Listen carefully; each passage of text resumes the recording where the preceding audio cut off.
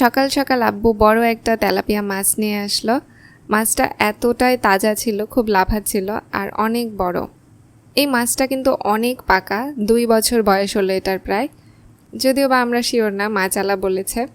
তবে তেলাপিয়া মাছগুলো বাড়তে একটু সময় লাগে, আর যত আস্তে আস্তে বাড়ে সেই মাছ তত কিন্তু টেস্টি হয়। তো এখনও আমরা খাওয়া দাওয়া করিনি, আমাদের খাবার দাবার তৈরি হয়নি, তার মধ্যেই মাছ এনে হাজির। আসসালামু আলাইকুম ভিউয়ার্স, আমি ইয়েন। আশা করছি আপনারা সবাই অনেক ভালো আছেন। সকালে আলু ভর্তা করলাম সবার জন্য, আর অনেকগুলো আলু ভর্তা করেছি। আমরা 4 জন খাবো, আমি, আম্মু, আব্বু আর আমার ছোট ভাই। ছোট ভাইয়ের জন্য একটু বড় আর আমাদের সবার জন্য একটু মাঝারি। আম্মু যেহেতু খায় না, তো আম্মুর ভাগটা আমার ছোট ভাইকে দিল। এইদিকে দেখেন আমার ছোট ভাইয়ের কি অবস্থা। বেচারা গতকাল রাত্রে কাশির ওষুধ খেয়েছিল, আর এখন যে কোন অ্যাঙ্গেলে ঘুমাচ্ছে ওর নিজেরও হুঁশ নেই। সকালের খাবার দাবার আমরা সবাই শেষ করলাম, আর এখন আমি আর আম্মু মিলে আমাদের বাগানের এদিকে চলে এসেছি মাছ কাটতে। বাগানের এই পাশে খুব সুন্দর একটা আবহাওয়া, কারণ উপরে বড় বড় গাছ আছে, নিচে একটু বাতাস হয়। তো বাগানের এই জায়গাটাতে মাছ কাটতে আমাদের অনেক সুবিধা হয়। মাছ কাটার শেষ আম্মু এই যে মাথা থেকে ছড়গুলো তুলে ফেলছে। আর এই যে আমাদের মাছ কাটার পরের লুক, এটা অনেকগুলোই পিস হয়েছে, এগুলো দিয়ে ঘাটি করা হবে। আমার ছোট ভাই অনেক দেরি করে ঘুম থেকে উঠেছে, ওর জন্য এখন এই যে এক গাদা আলু পরোটা ভাজা হলো। প্রতিদিন সকালে আলু পরোটা না খেলে ওর সকাল শুরু হবে না, আদরে একদম বাদর হয়ে গেছে। বাগানের ওই পাশ থেকে লাউ পাতা এনেছি, একদম টাটকা লাউ পাতা। এই লাউ শাকগুলো আজকে আমরা ভাজি খাবো। তো লাউ শাকের মধ্যে একটু পানি দিয়ে, একটু লবণ দিয়ে এটাকে এখন ঢাকনা দিয়ে ঢেকে রাখতে হবে, যেন শাকগুলো সিদ্ধ হয় আর শাক থেকে পানি বের হয়। তো এই যে কড়াইয়ে তেল দেয়া হলো, রসুন দেয়া হলো, এখন শাকটা ভাজা হবে। রসুন একটু লাল লাল হয়ে পুড়তে এর মধ্যে পেঁয়াজ আর কাঁচামরিচ দেয়া হলো। এখন এগুলোকে ভালো করে নাড়াচাড়া করে একটু পোড়া পোড়া করতে হবে। শাকের মশলাগুলো যত পড়ে সেটা কিন্তু তত টেস্টি হয়। আর মশলার মধ্যে একটু লবণ দেয়া হলো। লবণ দিলে মশলাগুলো উষ্টে আসে না, তেল ছিটকে পড়ে না বাইরে। তো এখন আমরা আমাদের শাকগুলো সিদ্ধ করে রেখেছিলাম, সেই শাকটা দিয়ে দিলাম। লাউ শাকে এত ভিটামিন আছে জানা ছিল না। যখনই খাই লাউ শাক তখনই দেখি চুল পড়া বন্ধ হয়ে যায়, ঠোঁট ফাটা ভালো হয়ে যায়। অনেক ভিটামিন আছে এই শাকটাতে। তো এই যে আবার কয়রাতে পেঁয়াজ দেয়া হলো আর একটু জিরা ফোড়ন দেয়া হলো, তারপরে রান্নার তেল।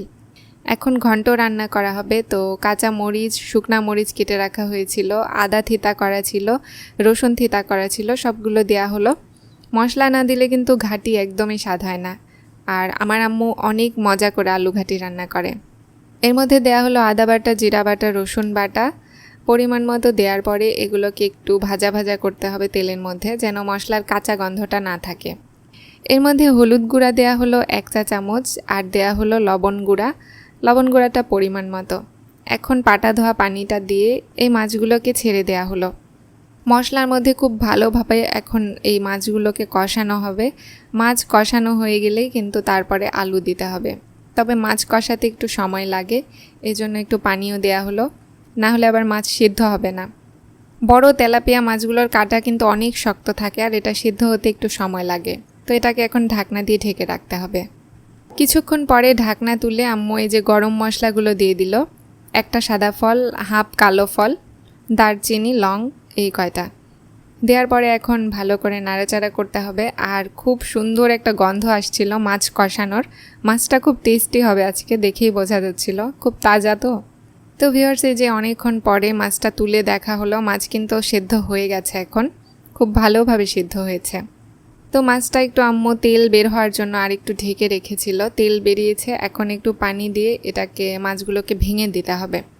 মাছ ভেঙে দিবে, কারণ ঘাটিতে তো আর গোটা মাছ রাখা যায় না, ভেঙেই আমরা দিই। আম্মু ছন্নি দিয়ে মাছগুলো একদম টুকরো টুকরো করে দিল, মানে একদম ফিনিশ করে দিয়েছে। মাছ যত মিহি করে গলে দেওয়া হবে ঘাটি কিন্তু তত টেস্টি হয়। আর এই যে আলু ঢেলে দেওয়া হলো, আলুগুলো আমরা মথে রেখেছিলাম। এগুলো একদম ছোট ছোট আলু দিয়ে ঘাটিটা করা হয়েছিল, তো খুবই টেস্টি আলু। আশা করছি যে আজকের ঘাটিও অনেক মজার হবে, অনেক টেস্টি হবে।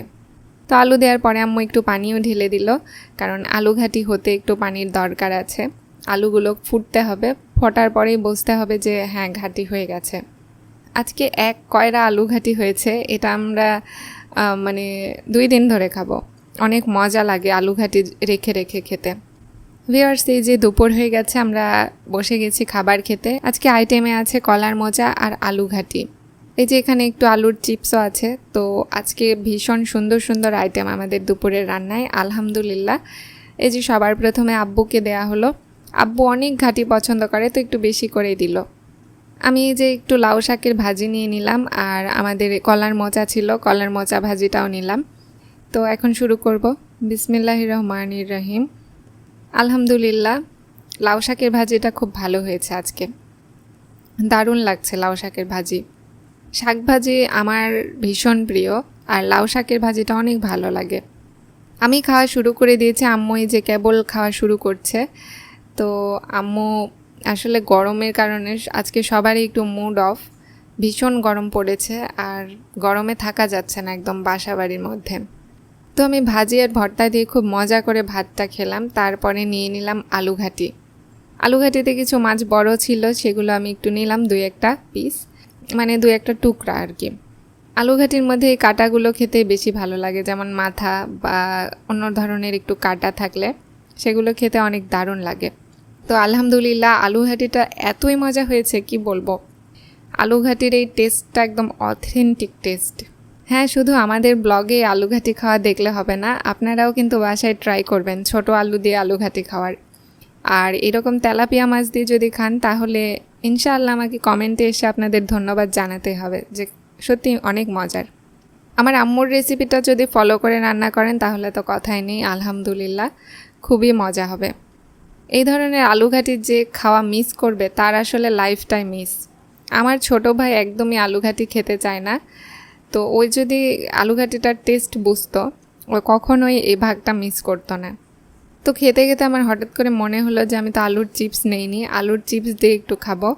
ঘাটি দিয়ে ভাত মেখে আলুর চিপস দিয়ে খেতে আরও দারুণ লাগে। তো এই যে আমি একটু আলু ঘন্ট দিয়ে মাখলাম, মেখে এখন একটু চিপস নিয়ে এই চিপস দিয়ে খাবো। আলুর চিপসগুলো আমাদের বাসায় বানানো হয়েছে এবং খুবই মজা লাগছে এই আলুর চিপস দিয়ে ভাত খেতে। আজকে আমাদের দুপুরে এগুলোই আইটেম ছিল। তো আজকের ব্লগটা আর বড় করব না ভিউয়ার্স, আপনারা সবাই অনেক ভালো থাকেন, সুস্থ থাকেন এবং আমাদের জন্য দোয়া করবেন, আমরাও যেন ভালো থাকি, সুস্থ থাকি। আল্লাহ হাফেজ, দেখা হচ্ছে আর একটা ব্লগে।